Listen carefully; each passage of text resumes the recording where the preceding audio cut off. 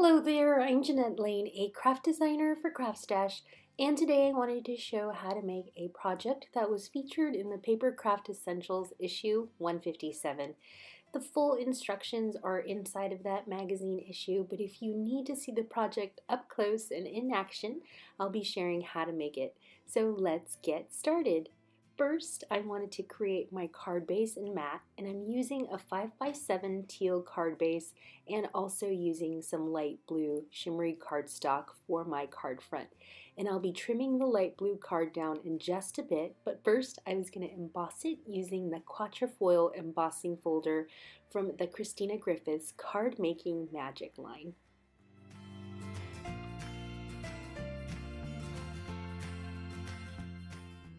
Once I emboss my light blue card, I'll be using a sanding block to get some of the underlying white layer of card peeking through the embossed pattern.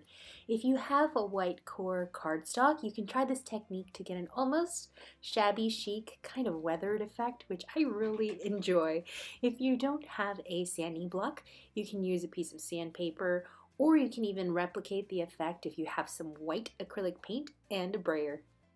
Next, I'll be trimming my embossed card front so that I can create a mat for my card base. So I'll end up with a slight border around the light blue card once it's all glued together.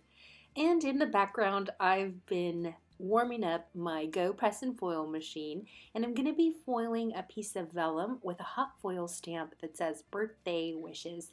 And I'm going to be doing this in gold foil, but silver foil would also be a really nice alternative. To get that foiling effect, I warm up the hot foil stamp with the sentiment side up. Then I'm going to cut a piece of gold foil and place the color side down. And then I'm going to add my vellum piece on top. And once that's all warmed up, I'll be removing the platform, adding a shim, and putting that through my big shot. Now, the GoPress and foil machine works with most die cutting systems, but you want to make sure, just to be extra safe, that you check with your manufacturer guide about its compatibility. Now, as you roll this through your machine, you should almost feel no pressure at all. You don't want any kind of cutting force pressure, so not any hard pressure on it, because you might damage your GoPress platform. So be extra careful about how many shims you add, and also double check to make sure you're using the right machine. Now that my foiling is done, I can begin assembling my card. I'll be adding some ribbon for a really soft and feminine feel to my card with some red liner double-sided tape. This is a great alternative to tacky glue or even hot glue when you're adding ribbon detail to your projects.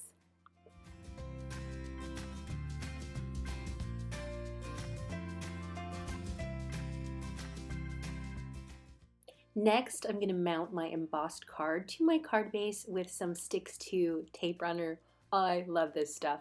And then I'll be adding my sentiment. Now for my sentiment, I wanted to create a mat with the foiled vellum piece by gluing the birthday wishes piece to a piece of fuchsia card. Vellum is unforgiving when it comes to most adhesive, so I'm concealing the glue by strategically adding it behind the foiled sentiment. So when my glue dries, it's not going to show through because it's going to be concealed by the birthday wishes foiled sentiment.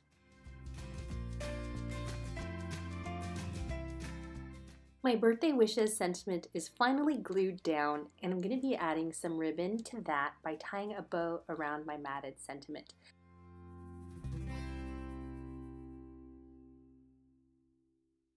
Next, I'm going to ink the edges of some paper flowers with Tumbled glass distress ink and a mini ink blending tool. I'm going to embellish these with some pink gems, and then I'll be adding them to my card. I honestly love using paper flowers because you can really customize them any way you want, and you can even emboss them to get some added texture.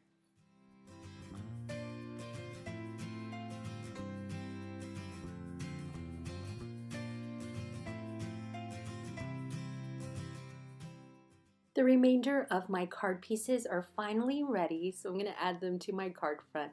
And I'm going to be mounting my sentiment with some 3D foam tape. And if you want to make it really pop, you can double up your foam tape or use thicker foam tape to begin with. It's entirely up to you. And then I'm going to be gluing the paper flowers down with some Anita's tacky glue.